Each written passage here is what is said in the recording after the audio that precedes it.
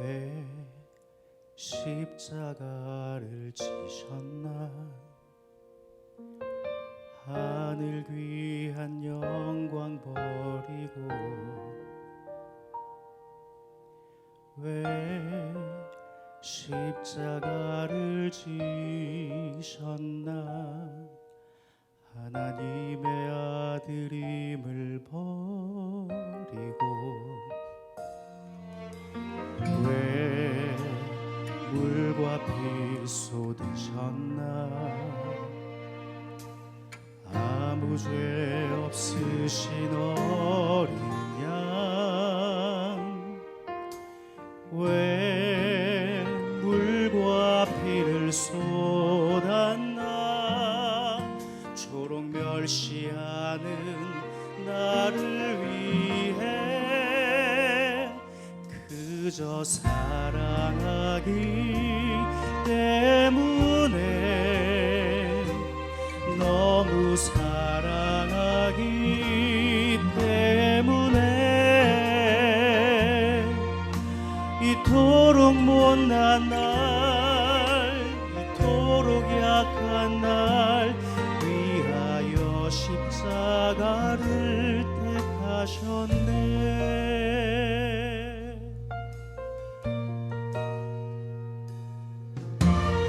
왜 물과 피 쏟으셨나. 아무 죄 없으신 어린 양 왜 물과 피를 쏟았나. 초록 멸시하는 나를 위해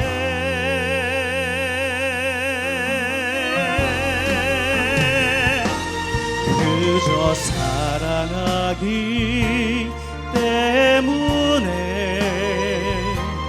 너무 사랑하기 때문에 이토록 못난 날, 이토록 약한 날 위하여 십자가를 택하셨네. 수도 없이 주를 부인했는데 아버지의 곁을 떠나 방황했었는데, 주를 향해 돌 던질 때 나도 함께 있었는데, 사랑받을 것 하나 없는데 왜 날 위해 그저 사랑하기 때문에, 너무 사랑하기 때문에 이토록 못난 날, 이토록 약한 날 위하여 십자가를 택하셨네.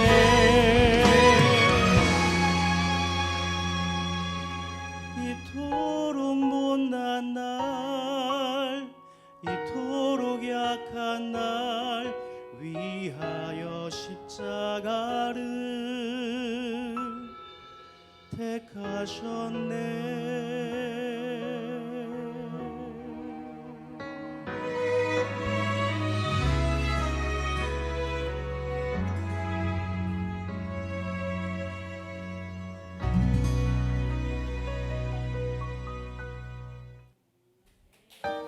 할렐루야. 네, 오늘도 우리 주님께서 은혜 주실 것을 믿습니다. 오늘 부활절 절기를 맞아서 계속된 주제 말씀 복음과 선교 5번째 시간입니다. 예수 그리스도는 부활하셨습니다 라는 말씀을 통해서 우리 함께 은혜 나누기를 원합니다. 신앙생활에 초점을 잘 맞춰야 됩니다.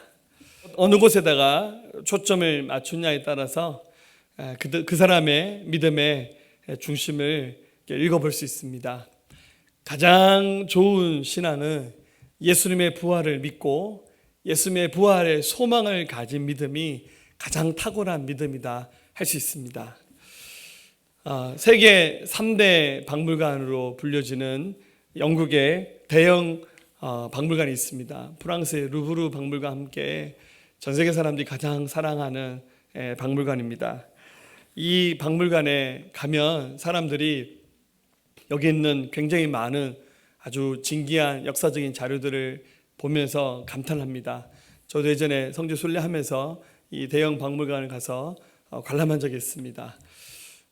저희는 그렇지 않았지만 대개 이 박물관을 방문하는 사람들이 가장 많이 즐겨보는 코너가 있습니다. 그것은 어떤 코너냐면 그 이집트의 왕이었던 파라오가 죽고 난 다음에 자신의 부활을 기대하면서 그 죽은 시체를 이렇게 미라를 만들어서 방부처를 해서 그 피라미드 속에 넣어놨는 것을 어찌됐는지 영국이 이것을 가져가서 박물관에다가 전시를 해놨습니다. 대형 박물관이 한동안 영국이 힘이 있을 때 전 세계에 많은 유명한 역사 자료들을 이렇게 떼서 거기다 갖다 놨는데 그리스의 파르테논 신전의 기둥들도 다 뽑아서 거기다가 전시해 놓을 정도입니다. 막상 그 이집트의 파라오의 그 미라를 구경하면 제가 이 사진을 보여줄까 하다가 여러분들 점심 드시는데 좀 별로 안 좋으실 것 같아서 막상 가서 보면 죽은 사람의 시신을 방부 처리해서 이렇게 해놨는데 얼굴이 새까맣게 생겼습니다. 보기 흉합니다. 꿈에 나올까 겁날 정도로.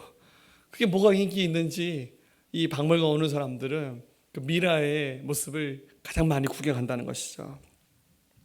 아마 이집트의 왕이었으니까 엄청난 권력과 힘을 가졌지 않겠습니까? 왕이 되자마자 자기 무덤인 피라미드를 만든다고 했지 않습니까? 그렇게 큰 힘을 가졌던 이집트 왕들도 또 부활을 소망했지만 한 사람도 살아나지 못했습니다. 여러분, 이 땅에 태어났다가 죽음의 권세를 깨뜨리고 살아나신 분은 바로 우리 하나님의 아들 예수님이 유일하십니다. 할렐루야. 예수님께서 사망과 어둠의 권세를 깨뜨리시고 부활하셨습니다. 바로 오늘 이 날이 예수님의 부활의 날을 기념하며 드려지는 예배입니다. 그러나 지난 1년간의 우리 한국과 전 세계의 일들을 돌아보면 최고의 화두는 코로나입니다. 우리 코비드19 때문에 굉장히 많은 어려움들을 우리 전 인류가 겪고 있습니다. 특별히 교회들도 너무 많은 어려움을 겪었습니다. 예배당 좌석 지금 30%까지만 예배할 수 있는 제한된 상황 속에서 이렇게 예배하다 보니까 굉장히 많이 신앙생활이 위축이 되고 또 교회 안에서 사람들이 모인 곳에 감염이 안 일어난다고 장담은 못 하잖아요. 그래서 집단 감염의 원인이 되기도 해서 사람들이 그런 뉴스는 너무 많이 이렇게 인터넷에 올려서 교회에서 예배 드리는 우리가 무슨 큰 죄 짓는 것도 아닌데 이렇게 그런 뉴스들이 너무 많이 나오는 거예요. 근데 참 너무 아이러니한 것은 지하철에서 감염됐다는 뉴스는 한 번도 안 나오더라고요. 지난 1년 동안. 여러분, 지난 1년 동안 지하철에서 감염이 일어났다는 뉴스 본 적 있습니까? 지하철에 사람들 빽빽이 실어 다니면서 거기서도 감염 많이 일어날 것 같은데. 아무튼 우리 지금 밥도 못 먹고 교회에서 많이 제한적입니다. 그러다 보니까 굉장히 우리의 신앙생활이 많이 위축이 되는 것 같아요. 제가 교회 밴드에다가 한번 신문 기사를 이렇게 스크롤에 올려서 보셨지만 지금 대한민국 교회들 교회 학교가 굉장히 많이 줄어들었다고, 그 통계 자료에 의하면 거의 40% 이상 교회 학교가 줄어들었고 아예 교회 학교 자체가 없는 교회들, 우리 아이들이 예배 드리는 모습이 실종되어 있는 교회들이 너무 많다는 거예요. 어떻게 하면 이 위기와 어려움을 해결할 수 있을까? 많은 목회자들도 고민해야겠지만 우리 온 성도들이 함께 고민하면서 이 코로나를 이겨나갈 수 있는 묘안을 찾아야 될 줄로 믿습니다. 그 첫 출발이 바로 오늘 이 부활절, 예수 그리스도의 부활을 우리가 소망하면서 믿는 이 믿음이 우리의 능력이 되어서 이 어둠의 권세를 깨뜨리고 어려운 한국교회 다시 한번 일어나는데 축복의 통로로 세워질 수 있기를 주의 이름으로 축원합니다. 오늘 이 부활절을 맞으면서 왜 부활을 소망하는 믿음을 갖는 것이 중요한 것인가 다시 한번 정리해 보면서 은혜해 보면서 오늘 시간 다시 한번 그 부활의 소망을 우리 마음 가운데 가질 수 있는 기회가 될 수 있기를 바랍니다. 몇 가지로 정리했습니다. 첫 번째로 부활이 중요한 이유는 부활은 믿을 수 있는 가장 확실한 표적이기 때문에 그렇습니다. 그런 표적을 사인이라고 그렇게 말합니다. 뭔가를 가리키는 표시입니다. 자, 예수님이 하나님의 아들, 그분 속에는 성삼위일체 하나님의 능력의 그 신성이 그분 속에 다 담겨져 있습니다. 근데 그분이 이 땅에 오셔서 사람들의 죄를 대신하여 죽으시고 부활하셨습니다.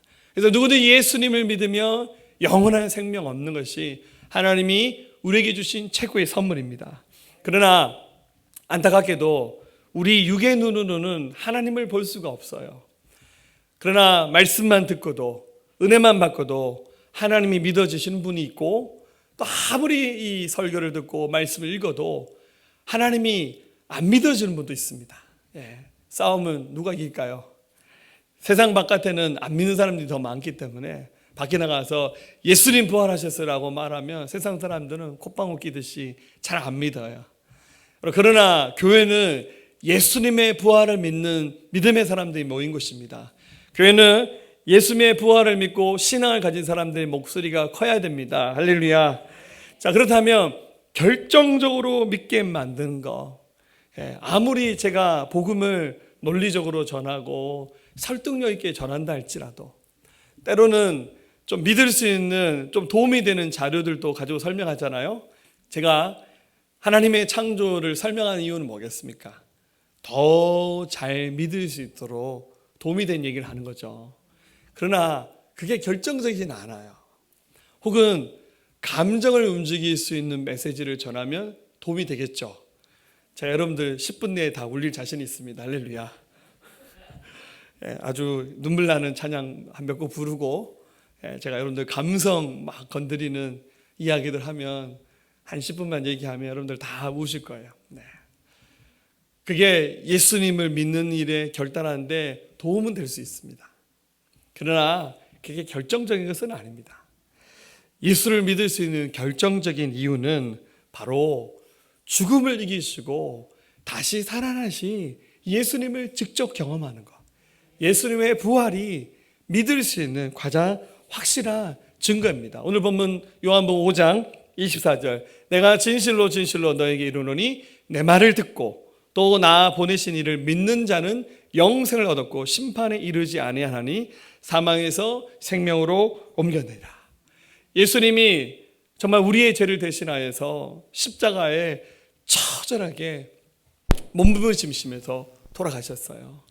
여러분, 예수님이 십자가 지셨던 곳이 예루살렘인데 도시가 그렇게 크지 않아요. 예루살렘에 사는 대부분의 사람들이 공개의 처형을 합니다. 무시무시한 나라죠.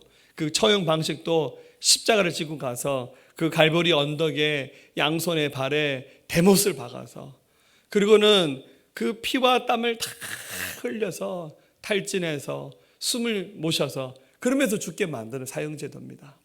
그래서 공개적으로 사형이 집행되었기 때문에 예루살렘에 사는 사람들 대부분이 예수님이 그 십자가에서 꿈틀꿈틀 하시면서 고통을 겪으면서 돌아가신 장면을 다 봤어요. 그리고는 그 십자가 상이 끝나고 난 다음에 다시 그 못을 뽑아서 예수님의 그 손목과 발목이 부러졌겠죠. 옆에 옆구리에는 창자국이 그대로 났어요. 그 예수님의 시신을 걷어서 장례를 치는 것을 다 봤단 말이에요. 그런데 딱 3일 후 안식 후 첫날 예수님이 살아나셔서 적어도 이 예루살렘에 40일 이상 머무시면서 곳곳에 사람들이 머무는 곳에 예수님이 나타나셨어요. 예수님의 죽음도 보았고 예수님이 고통당한 것을 다 봤는데 그분이 살아나셔서 그들 가운데 함께하니까 더 이상 어떤 이론과 설명이 필요 없는 거예요. 창조과학 얘기 안 해도 돼요. 할렐루야. 예수님 살아나셨으니까 믿지 않겠다고 막 길을 쓰고 안 믿겠다 했던 사람들도 부활하신 예수님 만나니까 막 심장이 터질 것 같고 특히 자기들이 했는 짓이 있잖아요. 예수님 십자가에 못 박게 했잖아요. 근데 그분이 살아나셔서 그분이 하나님의 아들인 것을 보여주시는데 회개하지 마라 그래도 예루살렘에 사는 사람들은 다 회개하는 거예요. 그래서 한꺼번에 3,000명, 5,000명이 회심하는 역사들이 막 일어나는 겁니다. 왜 그렇습니까? 살아계신 주님을 만났기 때문입니다. 살아계신 주님을 만나는 것은 우리 인생을 바꿔놓을 수 있는 가장 확실하게 믿을 수 있는 증거입니다. 여기는 우리 대부분이 다 부활하신 주님을 이미 믿는 줄로 믿습니다. 혹시 아직도 예수님의 그 부활을 의심스럽게 생각하면서 반쪽짜리 믿음을 갖고 계신 분이 있다면 여러분 의심하지 말고 살아계신 주님을 믿으시기를 주의 이름으로 축원합니다. 예수님 12제자 중에 도마라는 제자가 있죠. 예수님이 부활하시자마자 마가 요한의 다락방에 모여있었던 제자들의 그 공동체에 예수님 오셨어요. 부활한 주를 만나서요. 제자들이 깜짝 놀랐어요. 근데 하필 그 자리에 잠시 도마가 자리를 비웠어요. 예수님이 자리를 비우실 때 도마가 와서 제자들이 야 우리가 살아계신 예수를 만났다라고 얘기하니까 도마가 그 동료 제자들 향해서 야 너희도 좀 이상한 것 같다. 어떻게 사람이 죽었다 살아나냐. 근데 참 웃기죠. 예수님이 분명히 성경에서 당신이 살아난다는 얘기를 그렇게 얘기를 많이 하셨는데 제자들조차 그것을 안 믿었어요. 왜냐하면 죽음이 너무 처참했거든요. 그러자 예수님이 다시 도마가 있는 자리에 나타나셨어요. 도마가 예수님 보자마자 깜짝 놀랐죠. 예수님이 도마에게 말씀하십니다. 요한복음 20장 27절 도마에게 이르시되 내 손가락을 이리 내밀어 내 손을 보고 네 손을 내밀어 내 옆구리에 넣어보라. 그리하여 믿음 없는 자가 되지 말고 믿는 자가 되라. 왜냐하면 도마가 금방 그게 있거든요.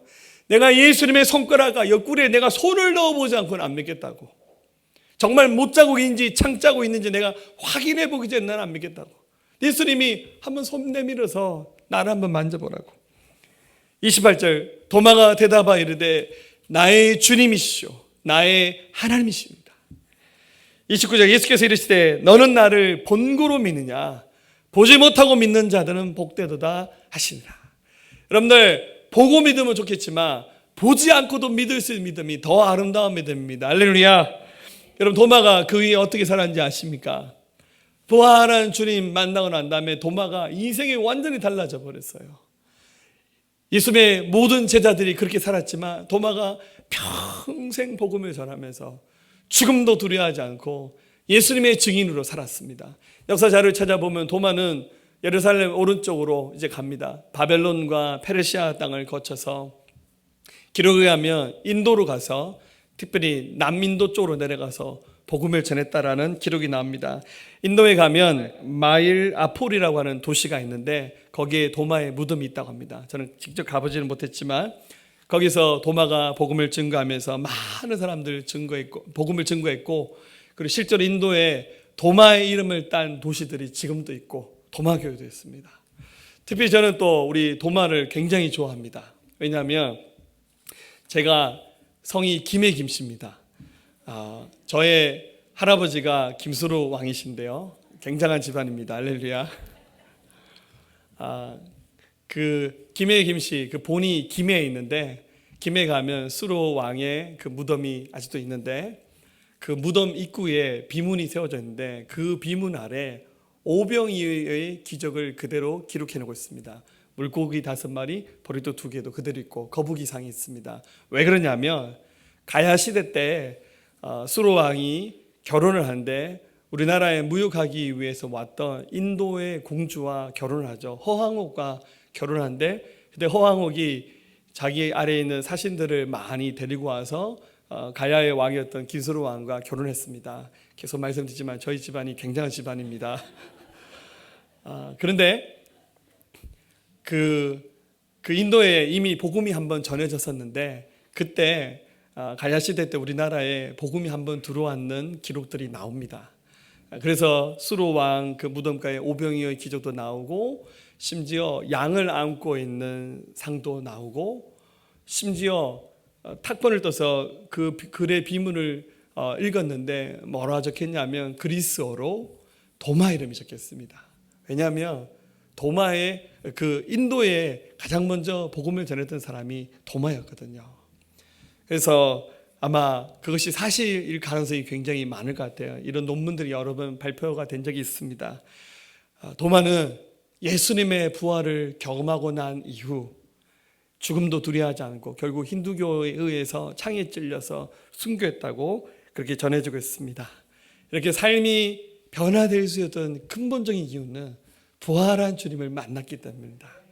부활한 주님 만남으로 믿음이 희미한 어둠 터널 속을 걸어가는 수준에 머물러 있었던 분 계시다면 확실하게 믿는 분들로 변화될 수 있기를 주의 이름으로 축원합니다.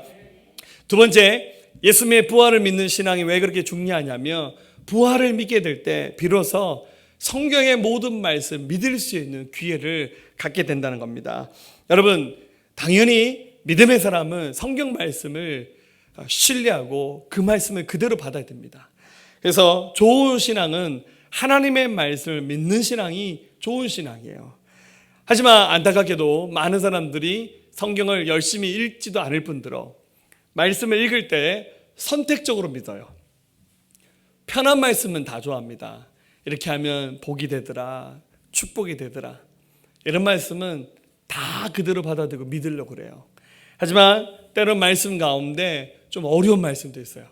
지키기 어렵고 순종하기 어려운 불편한 말씀도 있고, 때로는 내 상식, 내 경험을 뛰어넘어야 믿을 수 있는 말씀이 많거든요. 부활도 그렇잖아요. 예수님이 공생의 기간 동안 당신이 부활한다는 말씀을 여러 번 하셨는데 아무도 그 말씀을 안 믿은 거예요. 왜냐하면 내 상식으로는 납득하기 어려우니까 이 말씀을 못 믿은 거예요.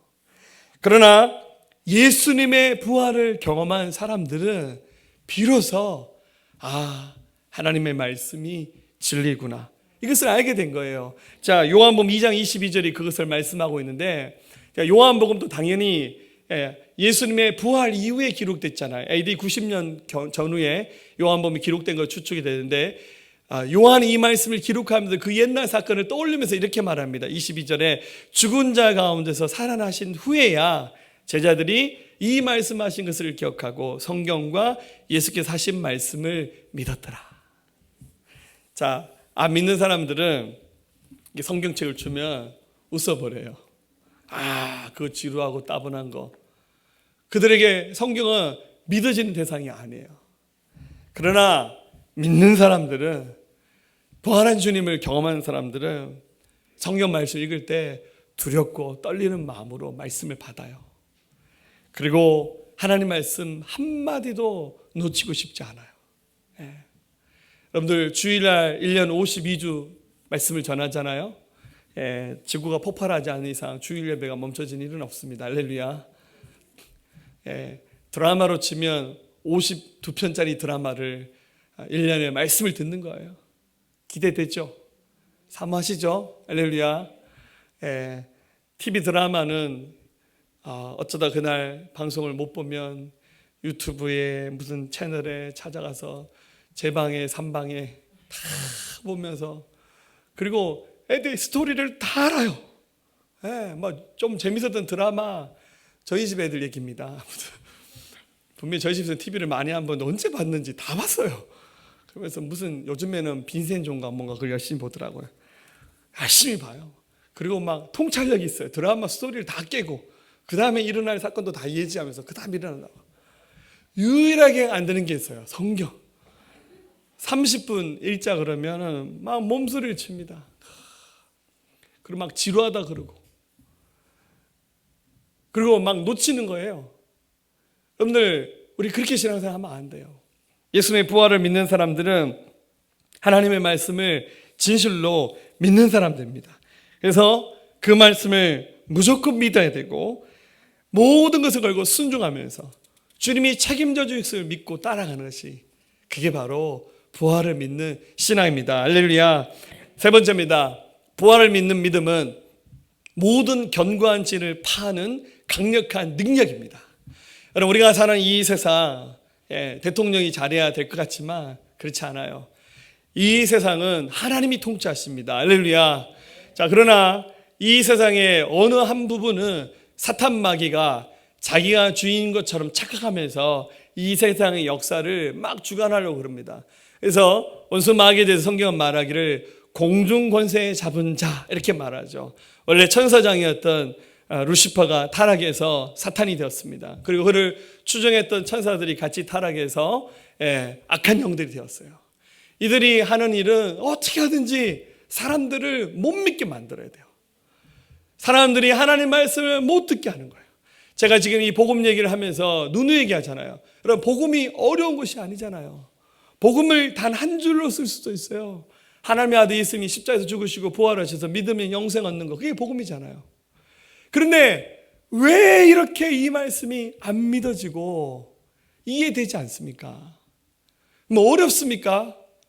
엄청나게 어려운 것을 이해하는 것이 아니라 이 말씀을 그냥 그대로 믿고 순종하기만 하면 생명 주신다고 우리 하나님께서 약속해 주셨어요. 원인은 마귀가 견고한 진, 울타리처럼 사람들로 하여금 하나님 말씀 못 듣게끔 하는 거예요. 성경 말합니다. 요한복음 1장 5절, 빛이 어둠에 비치되 어둠이 깨닫지 못하더라. 빛이 비춰지면 그 빛을 그냥 받아들이면 되잖아요. 빛 가운데 나오면 되잖아요. 그런데 이 빛을 못 보는 거예요. 경험하지 못하는 거예요. 계속 어둠 가운데 있는 거예요. 그게 여러분들 안 믿는 사람들의 영적 상태입니다. 그래서 영적으로 거의 죽은 것이다 라고 그렇게 말하잖아요. 그럼 방법은 오직 부활하신 예수 그리스도의 이 생명의 복음을 증거하며 어둠의 견고한 진에 눌려있는 자들에게 하나님의 자유와 해방, 기쁨의 은혜의 회복을 우리 주님께서 약속해 주시는 겁니다. 할렐루야. 고린도서 10장 4절, 우리 싸우는 무기는 육신에 속한 것이 아니요 오직 어떠한 견고한 진도 무너뜨리는 하나님의 능력이라. 모든 이론을 무너뜨리며 하나님을 아는 것을 대적하여 높아진 것을 다 무너뜨리고 모든 생각을 사로잡아 그리스도에게 복종하게 하니.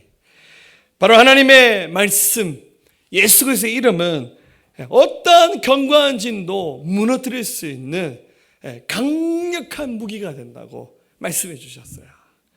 여러분, 예수님의 이름을 사용하십시오. 할렐루야. 예수님의 이름을 선포하십시오. 부활하신 주의 이름을 선포할 때 하나님께서 그 모든 견고한 진들을 깨뜨리시면서 믿을 수 있는 애들, 기적을 지금도 베풀어 주신 줄로 믿습니다. 마지막 네 번째입니다. 부활신앙이 중요한 이유는 우리가 누릴 수 있는 최고의 축복이 바로 예수님의 부활이기 때문입니다. 여러분, 우리가 사는 세상, 때로는 세상이 우리로 하여금 웃게 만드는 날도 있어요. 세상이 우리를 기쁘게 하고 만족과 행복하다라는 느낌 줄 때도 있잖아요. 뭐 별건 아닙니다. 어디 가서 분위기 좋은 데 가서 커피 한 잔만 마셔도 누가 조그만 선물 하나만 줘도 마음이 행복하고 기쁘고 그러잖아요. 근데 때로는 세상이 우리를 굉장히 힘들게 만들 때 있어요. 때로는 안 믿는 사람들을 이용해서 우리를 완전히 뒤집어 놓습니다. 안 믿는 남편, 가족들, 주변의 사람들이 우리 힘들게 하기도 하고 고난이 다가오기도 해요.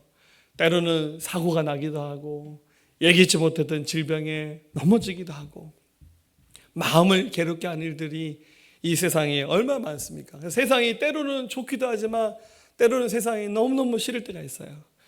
빨리 다 주님 나라 갔으면 좋겠어요. 할렐루야. 그러나 그 순간에도 우리가 참을 수 있고 인내할 수 있는 이유는 이 세상이 전부가 아니라는 거예요. 이 세상 아무리 좋은 집을 사고 차를 사고 통장에 잔고가 많아도 그건 여러분 다 이 세상에 속한 것에 국한되는 거예요. 결국 영원한 하나님의 나라, 이 땅에 이루어질 하나님 나라에서 우리가 이 모든 것을 다 회복하며 부활하신 주님처럼 우리의 몸도 신령한 몸으로 바뀌게 될 줄로 믿습니다. 우리가 소망 가운데 살아갈 수 있는 이유는 바로 부활이 있기 때문입니다. 본문 말씀 25절, 진실로 진실로 너에게 이르노니 죽은 자들이 하나님의 아들의 음성을 들을 때가 오나니 곧 이때라. 듣는 자는 살아나리라. 28절, 이를 놀랍게 여기지 말라. 무덤 속에 있는 자가 다 그의 음성을 들을 때가 오나니 선한 일을 행한 자는 생명의 부활로, 악한 일을 행한 자는 심판의 부활로 나오리라. 부활이 소망이기 때문에 힘들고 어려워도 또 살다 보니 세상에 없는 게 왜 이렇게 많아요, 그죠? 너무 없는 것도 기적입니다. 할렐루야. 우리가 날마다 그 기적 속에서 살잖아요. 근데 때로는 주께서 웃게 하신 날도 있어요. 예기치 못했던 순간 막 채워주시잖아요. 그러나 이것저것 다 내려놓고 예수님의 부활이 있기 때문에 이것을 소망 가운데 살아가는 것이 바로 우리 믿음의 본질, 정체성인 줄로 믿습니다. 사랑하는 여러분들, 예수님께서 부활하셨어요. 특히 오늘이 2020년 부활절, 오늘이 4월 4일입니다. 오늘 날짜가 조금 의미가 있는데요. 우리 조선에 처음 복음을 들고 왔던 선교사가 토마스 선교사죠. 토마스 선교사는 오자마자 바로 순교해서 이렇게 천국으로 가셨죠. 그 이후에 약 20년 후에 1885년 두 명의 선교사가 우리 조선을 찾아옵니다. 바로 언더우드 선교사와 그리고 아펜젤러 선교사입니다. 장로교 선교사와 그리고 감리교 선교사입니다. 참고로 우리 침례교회 최초 선교사는 4년 후 1889년 페닉 선교사님, 저랑 굉장히 친합니다. 할렐루야. 이번에 오셔서 우리 침례교회가 또 세워질 수 있는 큰일을 하셨어요. 근데 이제 앞서 들어왔던 언더우드와 아펜젤러 선교사가 1885년 그 미국에서 이렇게 오는데, 원래는 다 조선 선교 꿈을 꿨던 분들이 아닌데 하나님의 섭리에 의해서 선교지가 조선으로 바뀌었어요. 태평양을 건너는데 비행기 타고 온 것이 아니라 배 타고 왔어요. 그 배를 타고 오는 거는 날짜를 못 재요. 태풍이 불어버리면 날짜가 늦춰지고, 바람이 불면 어디 정박하면 잠깐 쏘고 그러지 않아요? 그 태평양을 한 번만 오지는 않았을 것 같아요. 이렇게 쭉 길게 오다가 일본을 거쳐서 날짜를 잡아서 도착했는데, 그날이 1885년 4월 5일이었습니다. 오늘은 4월 4일이고 1885년은 4월 5일입니다. 날짜가 좀 비슷하죠. 근데 하필 그날이 부활절 주일 아침이었어요.